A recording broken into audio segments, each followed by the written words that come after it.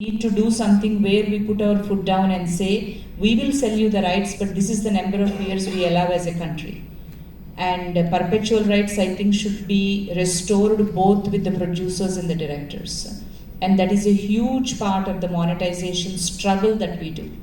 Unless you are a brand, unless you are somebody who has an established product. Like today I can sit across a platform and say, I have given 10 years, 4 of my films to you perpetuals, but now I cannot sell you perpetual.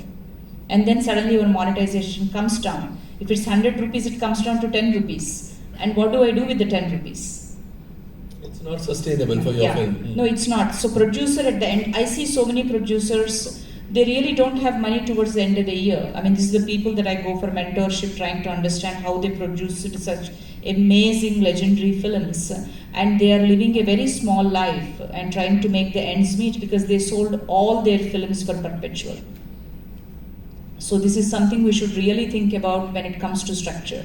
Because if there is a way we can say that as a country, we will not sell our IP rights perpetually, but we'll keep it number to it, keep it 15 years or maybe 20 years if that's what they want. But at the end of it, it need to come because with the changing technology, and it is going to change more and more and more with AI and everything. So I think it's important to kind of somehow safeguard the rights of the producer. Pritulji, I would like to know from you, after the film trade got industry status, people had thought that bank funding would be at the click of a button or at the snap of fingers, That somehow didn't happen. What could be the reason? So actually it did start after this thing was announced as an industry, but it was an utter failure because the banks didn't recover anything. So as filmmaking is as risky as a proposition and you don't have anything to hedge. So that model didn't work, and I don't think so it will work because you're working at 54%, she said 36%. So that's very high, and I don't think so lending will be like that. I think financing has to be thought from more of a perspective of the current methods which are available. We talked about incentives and the government support which we can give you. But I think the filmmakers of today's generation should also explore the ideas such as, kind of streamers platform can give them. I think putting a film on YouTube also gives you some money. In fact, we wanted to have a session in Film Bazaar to educate our filmmakers of today that how much monetization can you achieve from YouTube or other OTT partners. Of course, everybody is trying to talk, but they run away from the moment you try to talk to them and give them a content. So it's difficult to sell on OTTs because they become very choosy. There are other methods to engage, like now I hear that some movie makers, they eventually turn their movie into a game, but probably that requires a movie to be of such level.